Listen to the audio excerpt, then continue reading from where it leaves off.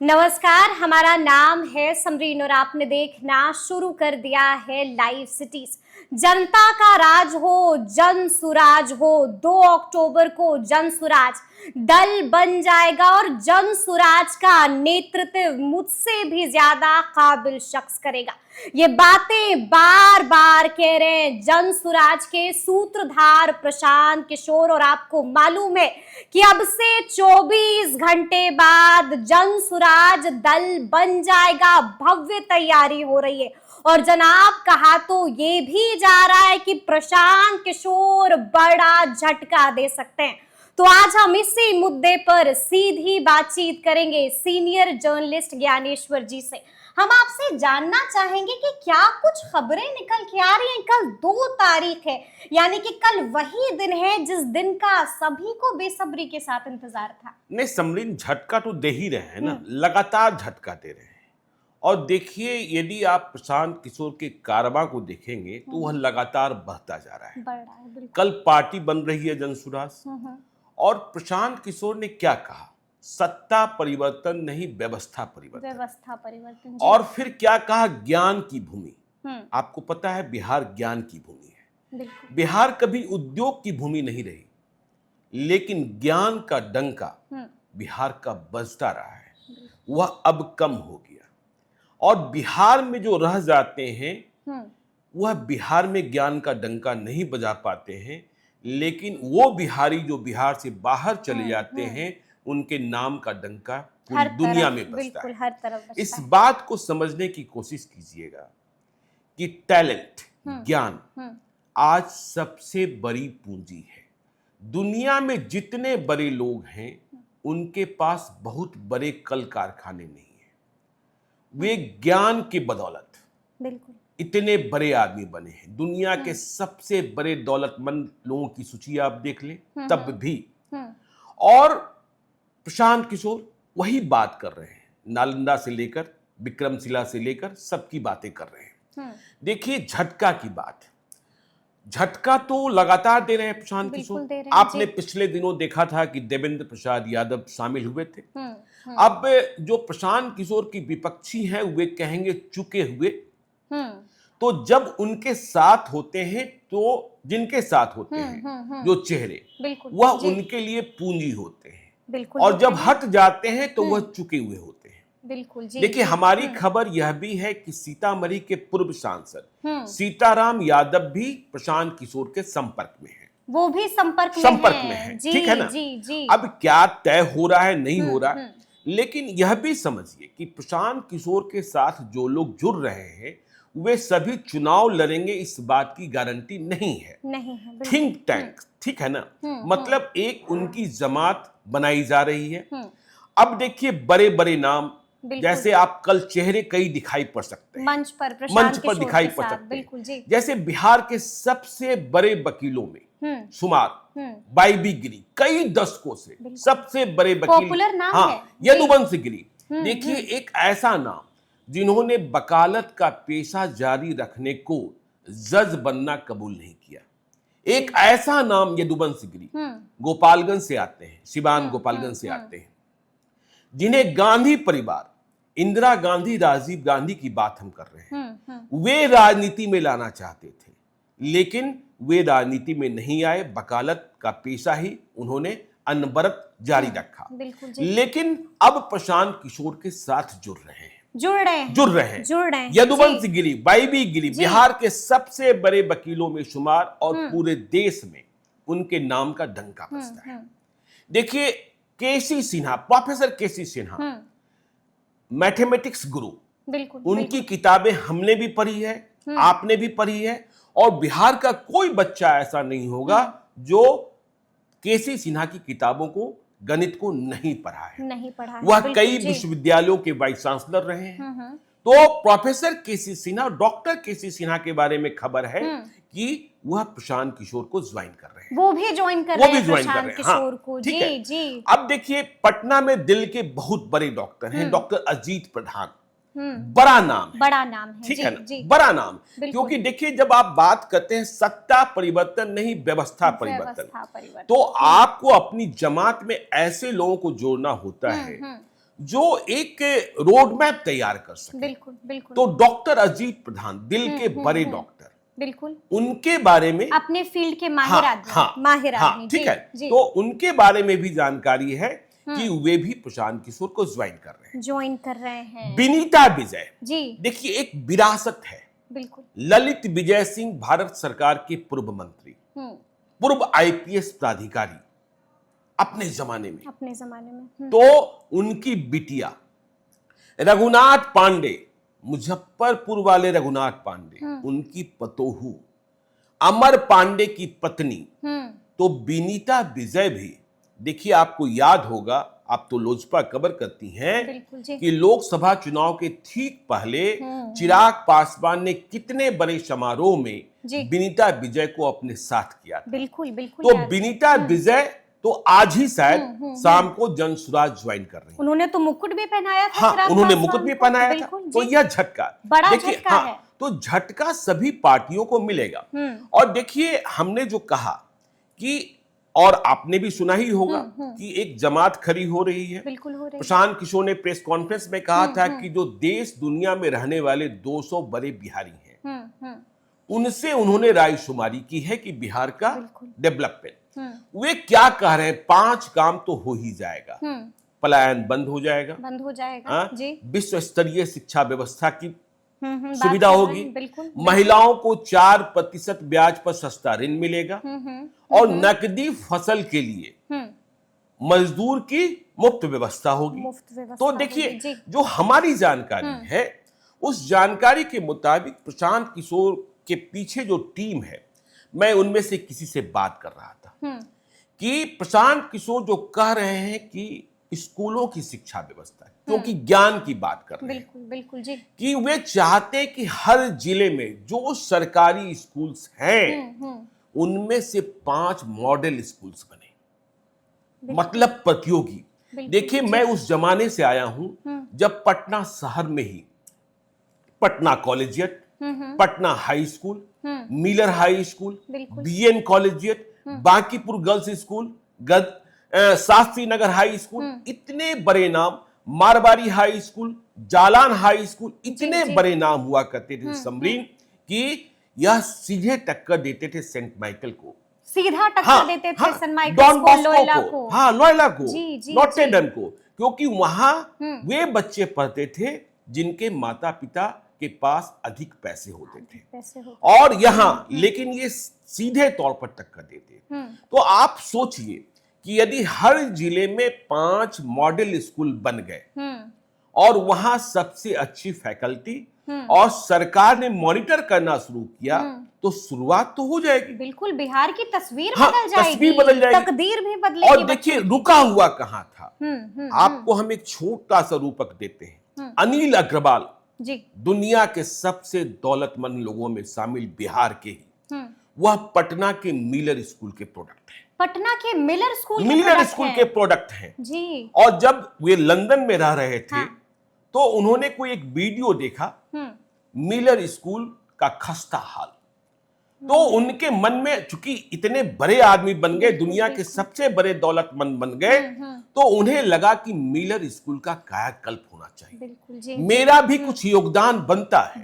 हाँ, बिल्कुल। तो उन्होंने अपनी कंपनी के एक बहुत ही बड़े एग्जीक्यूटिव को, जिनकी सैलरी साल में करोड़ों थी, उन्हें पटना भेजा और कहा कि सरकार से बात कीजिए, मैं मिलर स्कूल का कायाकल्प करना चाहता हूं, बदले में कुछ भी नहीं चाहता हूं, बदले में कुछ भी नहीं चाहता हूं, न नाम चाहता हूं, न शोहरत चाहता हूं, लेकिन स्कूल की बिल्डिंग बदल देंगे, स्कूल का लैब बदल देंगे, स्कूल की लाइब्रेरी बदल देंगे, हाँ, और इसके बाद सरकार को सुपुर्द कर देंगे। लेकिन इसके लिए भी सरकारी प्रक्रिया है। जो उनके टॉप एग्जीक्यूटिव हैं, पटना के सबसे बड़े होटल में 3 महीने तक रुके रहे, और तब बिहार के शिक्षा मंत्री हुआ करते थे कृष्णनंदन प्रसाद वर्मा। देखिए, चप्पलें घिस गई, जूता घिस गया, लेकिन सरकार ने अनुमति नहीं दी। सोचिए, तो क्या प्रक्रिया है, मैं आपको बताऊं। देखिए, समाज भी चाहता है कि स्कूलों की व्यवस्था, बिहार के एक बड़े उद्योगपति हैं रमेश गुप्ता, उन्होंने राजस्थान में जाकर अपने गांव के स्कूल के लिए 1 करोड़ से अधिक रुपयों का अनुदान दिया। मैंने उनसे पूछा जी कि आप बिहार में क्यों नहीं करते हैं, बिल्कुल बिहार से ही सब कुछ अर्जित कर रहे हैं।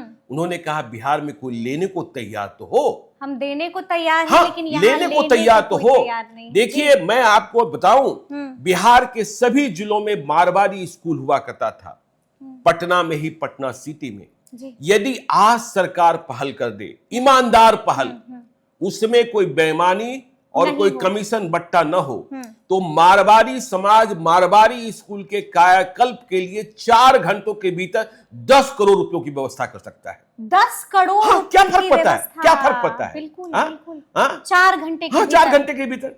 दुनिया के लोग जो दुनिया में जाकर बिहार के नाम का डंका बजा रहे हैं, वह बिहार की मदद करना चाहते हैं, लेकिन मदद लेने के लिए आप तैयार भी तो हो, तैयार भी तो हो, तैयार भी तो हो। बिल्कुल यह बड़ी बात हो जाती ये बड़ी है, बात हो ये जाती बड़ी है। बात जी, हो जाती जी, है। जी, जी। तो जब तक आप पहल यानी नहीं कि करें, हम भी कुछ नहीं करेंगे और हाँ, आपको भी कुछ करने हाँ, नहीं करने देंगे, देंगे, ठीक है, देंगे, ठीक है ना। जी। देखिए एक राकेश पांडे हैं मोतिहारी के, हाँ। ब्रावो फार्मा वाले, बिल्कुल। उन्होंने तैयारी की कि मोतिहारी के एक लाइब्रेरी को हम ठीक कर देते, पूरा डिजिटल कर देते हैं। जी जी जी डीएम साहब ने अनुमति भी दे दी, ठीक है ना। जी जी लेकिन एक नेताजी को बाद में लगा हाँ कि अरे यह लाइब्रेरी ठीक हो गई, हाँ तो हमसे बड़ा नाम बन जाएगा। नहीं नाम बड़ा हो जाएगा, जी। नहीं हो जाएगा, लोग राकेश पांडे की चर्चा करने लगेंगे। अगले दिन ही वह अनुमति कैंसिल हो गई, अनुमति कैंसिल हो गई। तो ऐसे में कैसे बिहार बदलेगा? कैसे बदलेगा? बिहार ठहर गया है, ठीक है ना। जी, और बिहार को आगे ले जाने की जरूरत है। और झटका और चुनौती की बात आप करते हैं, देखिए बिहार के नेताओं से आप बिहार के डेवलपमेंट का रोड मैप मांगिए, विजन डॉक्यूमेंट बात पूरे बिहार का, बिल्कुल बिल्कुल वह पेश नहीं कर पाएंगे, नहीं कर पाएंगे। हाँ ठीक है ना। ये आगे अब क्या होगा, देखिए कईयों को लालू तो यादव विजन का का भी मतलब एरा, ही नहीं नीतीश मालूम कुमार होगा। का एरा भी, जी जी जी और प्रशांत किशोर कह रहे हैं हम सारे पंचायतों का, सारे 8,000 पंचायतों का, बिल्कुल ठीक है ना। जी जी और देखिए कहा क्या दिया जाता है, कल मनीष वर्मा बिल्कुल जो जेडीयू के राष्ट्रीय महासचिव नियुक्त किए गए हैं, तीखी टिप्पणी बिहार कर दी। संवाद यात्रा पर निकले हुए हैं, पुराने आईएएस प्राधिकारी हैं, जी नीतीश कुमार के साथ रहने के लिए उन्होंने नौकरी छोड़ी है, नीतीश कुमार का उत्तराधिकारी भी माने जा रहे हैं। उन्होंने कह दिया प्रशांत किशोर कौन, बिल्कुल पोस्टर बैनर लगाने वाले। नहीं पता नहीं मुझे क्या लगता है कि लोगों की स्मृति कैसे बुझ जाती है इतनी जल्दी। यदि प्रशांत किशोर सिर्फ पोस्टर बैनर लगाने वाले हैं, तो क्या नीतीश कुमार इतने मूर्ख थे कि 2018 में नीतीश कुमार ने प्रशांत किशोर को जेडीयू का राष्ट्रीय उपाध्यक्ष बना दिया था, नंबर 2 बना दिया था, और कहने लगे थे कि ये मेरे उत्तराधिकारी होंगे। तो मनीष वर्मा को यह बात भी याद नहीं रही कि एक पोस्टर बैनर लगाने वाले लड़के को, जिसका नाम प्रशांत किशोर है, उसे उनके नेता, सर्वोच्च नेता, बिहार के मुख्यमंत्री, जिन्होंने बिहार को बदला, जिन्होंने बिहार को जंगल राज से मुक्ति दिलाई, उन्होंने राष्ट्रीय उपाध्यक्ष बना दिया था। बिल्कुल हाँ? आपके सर्वे सर्वा ने ऐसा आपके किया सर्वे था। सर्वा ने, बिल्कुल हाँ, बिल्कुल तो बिल्कुल। जब आप टीका टिप्पणी कीजिए तो थोड़ा हाँ, सोच लीजिए, सोचिए। थोड़ा और सोचिए। देखिए अब तो प्रशांत किशोर लगातार चुनौती दे रहे हैं, लगातार चुनौती दे रहे हैं। जी जी जी और देखिए आईएएस आईपीएस जितने प्राधिकारी मतलब बड़ी संख्या में जुड़ रहे हैं, फिर हमने कहा सभी लोग चुनाव नहीं लड़ेंगे, बिल्कुल ठीक है ना। जी जी जी। लेकिन हाँ एक जो जमात है, वो तैयार हो रही है। इस जमात में कौन कौन लोग दिखेंगे, बिल्कुल ठीक है। जी, जी, तो जी। नए प्रकार की राजनीति का उदय हो रहा है, नई राजनीति का उदय जी, हो रहा है। जी, क्या होगा नहीं होगा, देखिए लोग कहने वाले कह देते हैं कि बिहार की जनता दिल्ली की जनता नहीं है। बिल्कुल जी, ये भी तो सुनने को हाँ, मिलता है। हाँ बिहार की जनता दिल्ली की जनता नहीं है। मूर्ख नहीं है हम लोग, नहीं लोग यहाँ पर भी ये तो बात इसका कहते मतलब हैं। दिल्ली की जनता मूर्ख है, बिल्कुल दिल्ली की जनता मूर्ख है। बिल्कुल, तो बिल्कुल। दिल्ली की जनता ने मूर्खता कहाँ की, दिल्ली की जनता ने या तो अरविंद केजरीवाल को मुख्यमंत्री बनाकर मूर्खता की, या फिर लोकसभा चुनाव में दिल्ली की सभी 7 सीटों पर बीजेपी को जीत दिलाकर मूर्खता की। बिल्कुल तो मूर्खता को भी तय करने का एक पैमाना होता है ना। और दिल्ली की जनता यदि मूर्ख है तो आपसे अधिक कमाई कैसे है, आपसे अच्छा जीवन स्तर कैसे है, वहां के स्कूल, हाँ, हर एक चीज आपसे बेहतर। हाँ, बिल्कुल, वहां के स्कूल कैसे अच्छे हो गए। तो देखिए, जो सच है उसे कबूलना होगा। कबूल ना होगा। और देखिए, नीतीश कुमार ने बहुत कुछ किया है, इसमें कहीं कोई शक नहीं है। बिल्कुल जी। इसमें कहीं कोई शक नहीं है। जिस तरीके से 2005 के पहले बिहार में जनता आ गई थी, लोग भागना शुरू कर चुके थे, पलायन शुरू हो गया था, और डर का माहौल कैसे और कोई भूल सकता है। पूरे देश में, पूरी दुनिया में बिहारी एक गाली बन गया था, लोग डरने लगे थे। नीतीश कुमार ने बिहारियत को फिर जिंदा किया। हाँ, लेकिन उम्र हो गई है, ठीक है ना। नीतीश कुमार की ईमानदारी, नीतीश कुमार की पुण्यता पर कोई सवाल आप पैदा नहीं कर सकते। आज भी नहीं कर सकते। बिल्कुल। लेकिन इस बात का मलाल तो होता है ना कि जब बिहार बाढ़ की विपदा में घिरा है तो नीतीश कुमार दिल्ली में है और नेता प्रतिपक्ष तेजस्वी यादव दुबई में है। बिल्कुल। सवाल यह भी उठ रहा है, प्रशांत किशोर क्या कर रहे हैं। बिल्कुल। और ये लोग सवाल उठा रहे, वही लोग सवाल उठा रहे हैं जो यह कह रहे थे कि भाई प्रशांत किशोर अभी हैं क्या। बिल्कुल। हाँ, ठीक है ना, प्रशांत किशोर अभी हैं क्या। तो सवाल तो उठते ही रहेंगे। और प्रशांत किशोर चर्चा के केंद्र में। देखिए, जो लोग यह कह रहे हैं कि बीजेपी की बी टीम, बिल्कुल, अब तक का मेरा निष्कर्ष ये है कि वह सबसे अधिक एनडीए को ही धक्का देते दिखाई पड़ रहे हैं। सबसे बड़ा झटका प्रशांत किशोर एनडीए अभी जो प्रारंभिक रुझान है, देखिए, चिराग पासवान ने किसको नुकसान पहुंचाया था 2020 में? नीतीश कुमार को। लेकिन वह नीतीश कुमार के खिलाफ ही लड़ रहे थे। बस सांकेतिक तौर पर उन्होंने कुछ उम्मीदवार बीजेपी के खिलाफ दिए थे, लेकिन प्रशांत किशोर और बिहार की राजनीति में एक शुरुआत बहुत लंबे अरसे के बाद कि कोई एक पार्टी जिसके 243 उम्मीदवार होंगे, पहली बार ऐसा होगा। तो प्रशांत किशोर न सिर्फ नीतीश कुमार के खिलाफ चुनाव लड़ा रहे हैं, बल्कि बीजेपी के खिलाफ भी लड़ा रहे हैं और आरजेडी के खिलाफ भी लड़ा रहे हैं। देखिए, प्रशांत किशोर के साथ मुसलमान कितने जुड़ते हैं यह तब तय होगा जब प्रशांत किशोर की पदयात्रा अभी सुपौल में है। बिल्कुल। सुपौल से आगे जब वो अररिया में प्रवेश करेंगे, किशनगंज में प्रवेश करेंगे, पूर्णिया में प्रवेश करेंगे, कटिहार में प्रवेश करेंगे, क्योंकि प्रशांत किशोर मुसलमानों के सामने एक बड़ी बात कह रहे हैं कि देखिए, बिहार की राजनीति किस तरीके से आपको ठगती आ रही है। बिल्कुल।